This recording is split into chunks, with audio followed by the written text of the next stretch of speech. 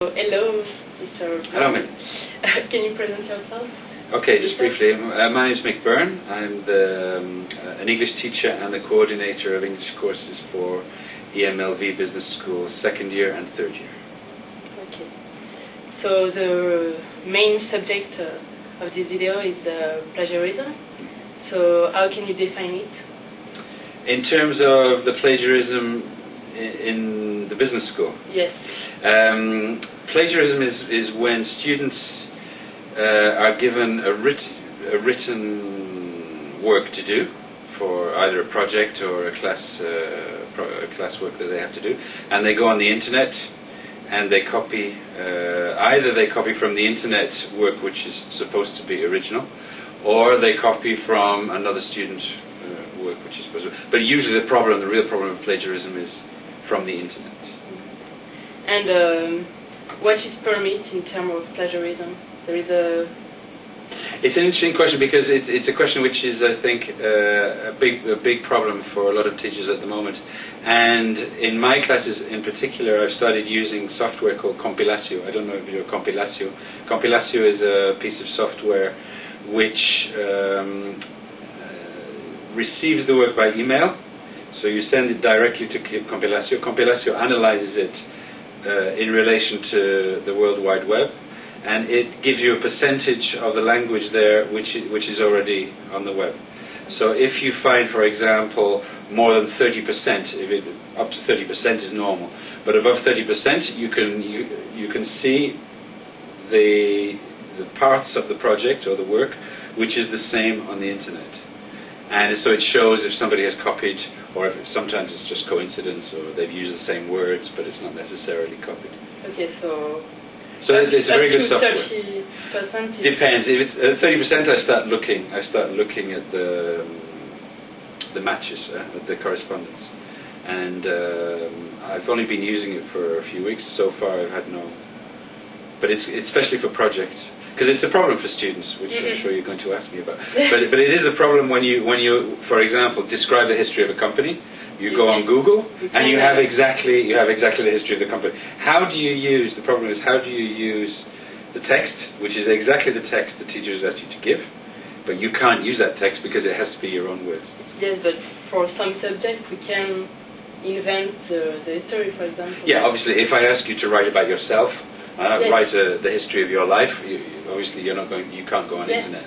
But if I say write the history of Google or the history of Microsoft, then it's there. It's there. Exactly what you want is already there. Okay. That's a problem.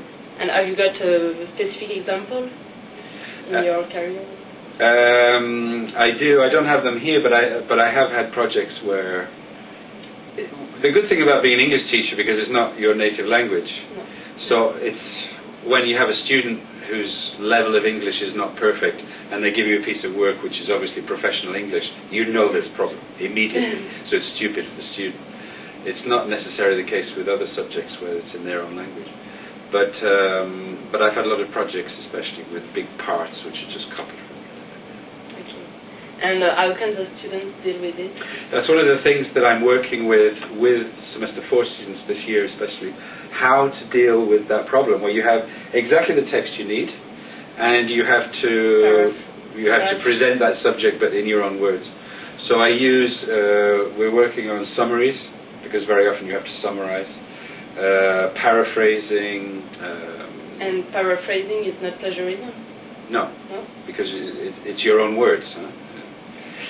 Very often the best thing to do is to read the text, to take notes on the text, using as many synonyms as you can, then put the text to one side and using the summary you have, then write your text. But there has to be the original text, then another representation of that text, and then working with that representation, you write your. There are different ways you can take information from a text and make a different text. For example, timelines. In French they call them frises. But make a timeline, if it's a history of a company, make a timeline, then use the timeline to write your... Yes. Or we can make a quotation.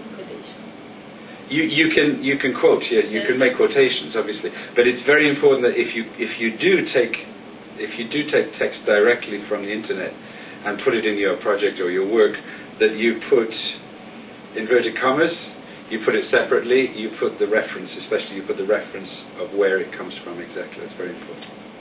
Okay.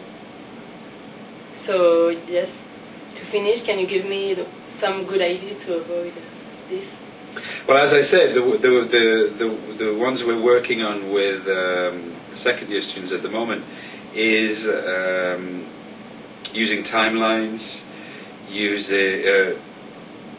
basically making notes from the original text, putting them on in a separate document, and then using that document to write your text. So there has to be an intermediary text. That's a good way to avoid copying directly. Okay. Thank you very much. You're welcome.